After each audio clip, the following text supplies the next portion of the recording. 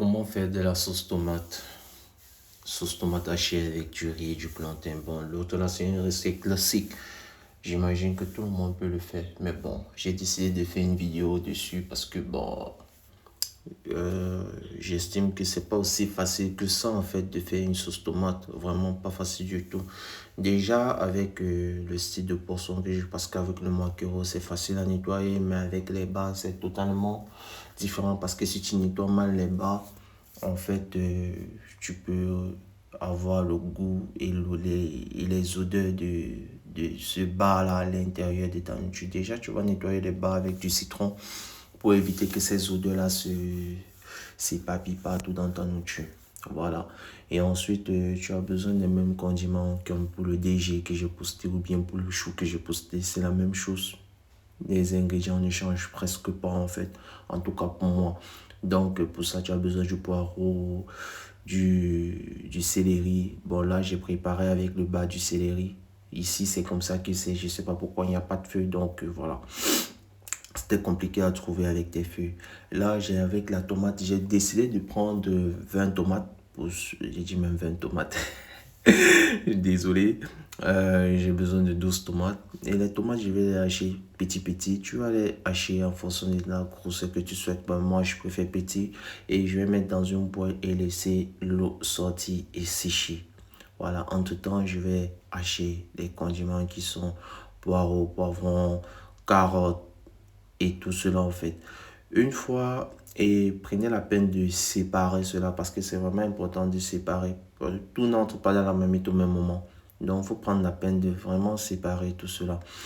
Après avoir fait cela, tu as besoin des épices. Les épices, c'est la même chose.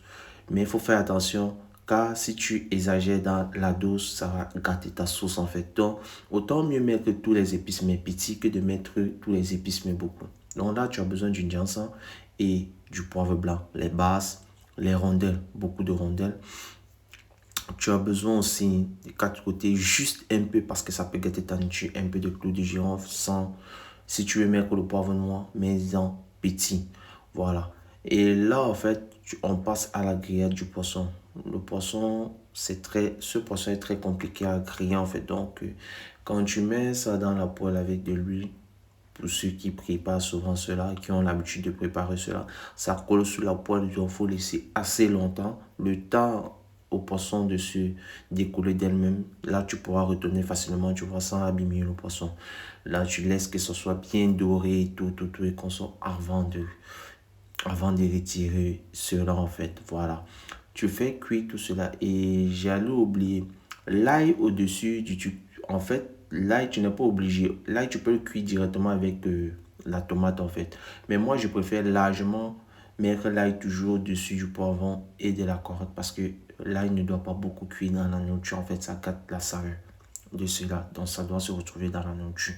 Je sais de ceux qui pensent, bon, les condiments sont assez le goût en fait dans la nourriture, c'est un peu important. Voilà. Donc là, tu vas mettre de l'huile au feu, tu vas chauffer. Tu n'as pas besoin de laisser chauffer aussi quand même. Tu ajoutes d'abord euh, poireau, céleri, tu laisses griller. Après, tu ajoutes ta tomate que tu as séchée au préalable. Voilà, si tu vois que c'est trop sec, tu ajoutes un peu d'eau, pas beaucoup d'eau et tout. Et après cela, tu ajoutes tes épices que tu as préalablement écrasées en fait. Tu mets tes épices et ensuite tu tournes, tu remues un peu. Et le poisson s'ajoute en dernier, je précise bien, le poisson s'ajoute en dernier parce que, et vers la fin, parce que si tu mets ça au début de la cuisson, tu vas gâter le poisson et ça va tout s'émietter dans la nourriture en fait. Bon, comme complément, tu peux choisir de manger n'importe quoi, hein. Bâton de manioc, plantain, riz, etc. Bon, moi, la base, quoi. Plantain mûr, le riz, pour moi, ce sont les bases. Donc, tu prends ton jacka pour riz là, tu me mélanges ça bien et tout. Là, ce que j'ajoute dans le riz, c'est un mélange de jus de, de poulet en fait que j'avais fait cuire au préalable. Là, vous voyez la texture, comment c'est sorti. Et n'oubliez pas, à la fin de la cuisson, tu ajoutes un peu d'huile pour faire briller la sauce en fait. Comme vous voyez là, comment ça brille, peu de consomme. Voilà, tu présentes ton plat, tout, et tu dégustes juste ton plat. Regarde la présentation, comment c'est joli et tout. Bon, bon appétit. N'oublie pas de